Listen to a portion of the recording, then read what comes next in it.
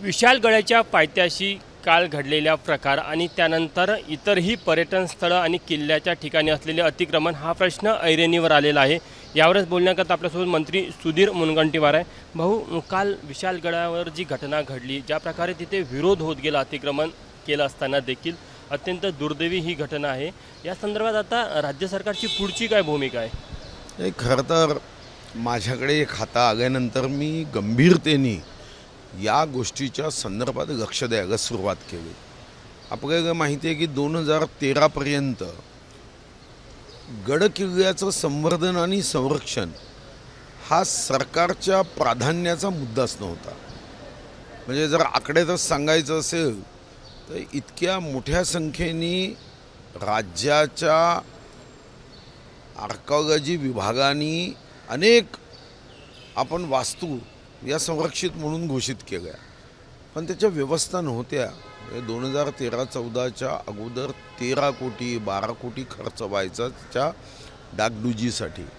हे पहिलं वर्ष आहे, साधारणतः 800 कोटीचे आपण एकूण प्रकल्पांना मान्यता दिली आहे। यासोबत आपण कायद्यामध्ये एक बदल करतो आहे, मद्यप्राशन करणं याला फार मोठी शिक्षा नाही आहे। सार्वजनिक स्थानावर मद्यप्राशन केलं तर काही रुपयाचा दंड करून सोडलं जातं। आता तोच कायदा या सर्व पवित्र स्थानावर जर एखाद्याने मद्यप्राशन केलं, तिथं जाऊन बसलेत आणि मद्यप्राशन केलं तर त्यालासुद्धा हाच कायदा लागू आहे। आम्ही याला विशेष कायदा करून त्याला जास्त दंडित केलं पाहिजे। पुन्हा हिंमत करता कामा नये की या सर्व पवित्र स्थानावर जिथं आम्हाला वीरता, पराक्रम, शूरता हे त्या हवेतून आपल्या रक्तामध्ये एक चैतन्य निर्माण करतं, ऊर्जा निर्माण करते। विशाळगडाचं अतिक्रमण हटवण्यासाठी 1,17,00,000 रुपये आपण अगोदरच भरले आहे। या संदर्भात हायकोर्टामध्ये जो काही स्टे होता त्याची ही मीटिंग मी नुकतीच 10 तारखेला मीटिंग घेतली।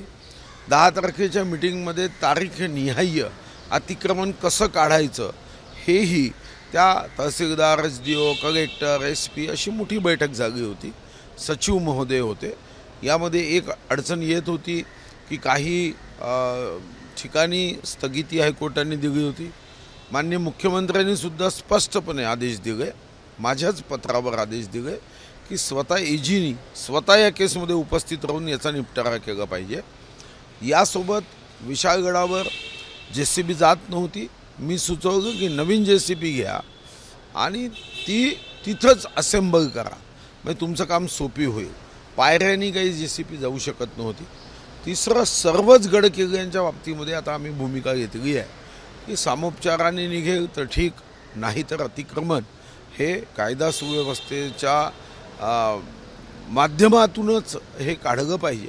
आणि तुम्हाला माहिती आहे की पहिलं आम्ही काढलं ते प्रतापगडच्या पायथ्याशी जे अफजल खानाच्या कबरीचं अतिक्रमण केलं होतं। खरं तर काँग्रेस राष्ट्रवादीच्या सरकारने 5 मे 2008ला ते नियमानुकूल केलं होतं। खरं तर छत्रपती शिवाजी महाराजांच्या महाराष्ट्रात हे नियमानुकूल करण्याचा प्रयत्न होता कामा नये, पण तेव्हा झालं होतं। पण आमचं सुदैव अंतर खूप राहतं, म्हणजे अफजल खानाच्या कबरीचं अतिक्रमण असेल आणि आता विशाळगड, म्हणजे साधारण बरंच महिन्यांचा किंवा वर्षाचा काळ लोटून गेला। एक मोहीम म्हणून का हाती घेत नाही की गडकिल्ल्यांच्या संपूर्ण महाराष्ट्रामध्ये जिथे जिथे अतिक्रमण आहे ते मोहीम म्हणूनच ते अतिक्रमण हटवलं जाईल? मी आपल्याला सांगितलं त्याच्यासाठी पैशाची उपलब्धता ही पहिल्यांदा 13-14च्या अगोदर 13 कोटी वगैरे होती, आता 800 कोटी आहे। शेवटी मोहीममध्ये राहील आता पुढे। ही मोहीम घेताना यामध्ये सर्वच बाबतीत लक्ष द्यावं लागतं ना। शेवटी या मोहिमेला काही JCB टाकावे लागतात, काही खर्च करावा लागतो, आणि म्हणून आता एक एक या गडकिल्ल्याची मोहीम ही सरकारच्या वतीने घेतली जाणार। मी म्हटलं की मद्यप्राशन करून कोणी गडकिल्ले किंवा पवित्र स्थळावर गेलं तर त्यांना जो दंड होईल तो कठोर केला जाईल। एक आचारसंहिता पण अपेक्षित आहे का? असं काही डोक्यामध्ये विचार आहे का की अशा ठिकाणी एक आचारसंहिता असायला पाहिजे? आचारसंहिता वर्तणुकीची तर आज आहेच। आचारसंहिता ऐकत नाही म्हणून कायदा आहे। आचारसंहिता तर तुम्हाला मग सर्वांना लागू आहे की सार्वजनिक जागेवर आपण कसं वागलं पाहिजे, कसा पेहराव केला पाहिजे, मद्यप्राशन करू नये। आपल्याला साध्या साध्या गोष्टीची आचारसंहिता आहे ना। धूम्रपान सार्वजनिक जागेवर करू नये, कितीतरी ठिकाणी बोर्ड आहे। पान थुंकू नये, बोर्ड आहे, पण फक्त आचारसंहितेने ऐकेल का हा प्रश्न आहे। म्हणून कायदा करण्याची आवश्यकता आहे। आणि हे करण्यासाठीच आम्ही बारीक बारीक लक्ष देऊ नये. तुम्हालाही माहिती आहे की पहिल्यांदा आपण छत्रपती शिवाजी महाराजाशी संबंधित 12 किल्ले युनेस्कोमध्ये पाठवतो. जगामध्ये हा वारसा व्हावा आणि हा अभिमानाचा आमच्यासाठी विषय आहे की 13 राज्यांनी 44 प्रस्ताव युनेस्कोला पाठवण्यासाठी पाठवले आहेत. आणि मला अभिमान आहे की माननीय पंतप्रधान मोदयांनी या 44 प्रस्तावापैकी फक्त आणि फक्त एकच आमचा निवडला. कठोर कायद्यासंदर्भात काही प्रावधान आहे की कशा प्रकारे त्याच्या अटी असणार आहे, किती दंड असेल? ते विधी व न्याय विभागाशी चर्चा करून, मुख्यमंत्री उपमुख्यमंत्र्यांशी चर्चा करून, पण मला व्यक्तिगत रीतीने विचारलं तर फक्त आर्थिक दंड न ठेवता त्याला मोठी शिक्षा दिली पाहिजे. पण आपल्या इतर कायद्यांच्या मध्ये असणाऱ्या तरतुदी याला छेद जाता कामा नये हे लक्षात घेऊन यामध्ये दंड करावा लागतो, शिक्षा द्यावी लागते. वाघनकाला घेऊन देखील मोठं राजकारण होताना दिसत आहे. कुठेतरी एक श्रद्धेचा विषय म्हणून किंवा एक संस्कृतीचा विषय म्हणून त्याकडे बघण्यापेक्षा त्यावर ते कसे ते छत्रपती शिवाजींचे नाही, महाराजांचे नाही हे सांगण्यामध्ये देखील अनेक लोक पुढे येतात.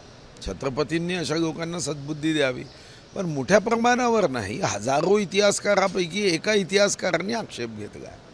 जगामध्ये हजारो इतिहासकार आहे, देशामध्ये हजारो इतिहासकार आहे आणि राज्यामध्ये अनेक इतिहासकार आहे. त्यांच्यापैकी एकाने घेतला. आता त्याला राजकीय काय हे आहे ते समजून घेण्याची आवश्यकता आहे की त्यांनी खरं तर आमच्याशी चर्चा करता आली असती. त्यांनी दुसऱ्या कोणत्या वागणुकाच्या संदर्भात हीच वागणूक आहे, या वागणुकाच्या संदर्भात आम्ही वारंवार सांगतो आहे की इथं पेटी आहे, ही डफनी दिली आहे. याच्या संदर्भात लंडनमध्ये जेव्हा ही वागणुकं ठेवण्यात आली तेव्हा वर्तमानपत्रामध्ये या संदर्भातल्या बातम्यांमध्ये अशी अतिशय सुस्पष्ट बातमी ही तेव्हा 18व्या शतकात आलेली आहे. आणि काही जे काही शिवभक्त आहे, प्रतापगडाच्या जेव्हा अफजल खानाच्या कबरीचं अतिक्रमण हटवलं तेव्हा अनेकांनी मागणी केली की या म्युझियममध्ये हे वाघनक आहे. आमच्यापैकी काही लोक जेव्हा गेले तेव्हा त्या वाघनकाचं दर्शन आम्ही घेतलं. 1971मध्ये काही संपादकीय लेखांमध्ये याचा उल्लेख आढळतो. आणि आम्ही जो पत्रव्यवहार स्पष्ट केला, ती ब्रिटनच्या पंतप्रधान असेल किंवा व्हिक्टोरिया अल्बर्ट म्युझियम, आम्ही तर स्पष्टपणे हे वाघनक पाहिजे छत्रपती शिवाजी. मग त्यांना तसं वाटलं असतं तर त्यांनी म्हटलं असतं की हे वाघनक आमच्याकडे नाहीच म्हणून. टीका करत असले तरी सरकारची भूमिका जी आहे तीच आहे. नाही, एक टीकाकार टीका करताय, कदाचित त्यांचंही वाघनक पाहिल्यावर मतपरिवर्तन होईल. शेवटला प्रश्न, मनोज जरांगे 20 तारखेपासून परत एकदा उपोषणावर बसत आहे. त्यांनी 13 जुलैचा अल्टिमेटम दिला होता राज्य सरकारला आणि तो संपला आहे. राज्य सरकारची काय भूमिका आहे मनोज जरांगेंच्या आंदोलना आणि त्यांच्या मागणीला घेऊन? संवादातून समाधानाकडे ही राज्य सरकारची भूमिका आहे. शेवटी महाराष्ट्राचे मुख्यमंत्री असतील किंवा महाराष्ट्राचे आमचे दोन्ही उपमुख्यमंत्री, आज महाराष्ट्राचं आर्थिक स्वप्न आहे, संकल्प आहे $1 ट्रिलियन इकॉनॉमीचा. तर शेवटी राज्यामध्ये सर्व जाती समूहाला सोबत घेऊनच हे साध्य करायचं आहे.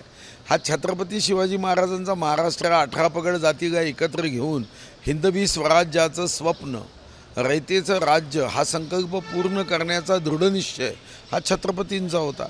त्याच महाराष्ट्रामध्ये शिवभक्तांचा तोच निश्चय आहे, तोच दृढ संकल्प आहे की सर्वांना एकत्र घेऊन पुढे गेलं पाहिजे.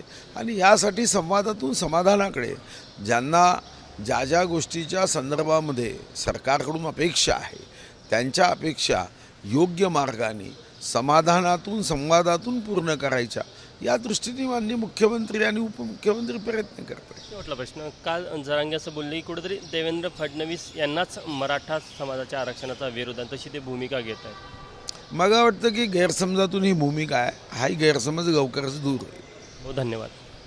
तर हे होते मंत्री सुधीर मुनगंटीवार. कॅमेरामॅन व्यंकटेश नायडूसह तुषार कोहळे, ABP माझा, नागपूर. ABP माझा, उघडा डोळे बघा नीट.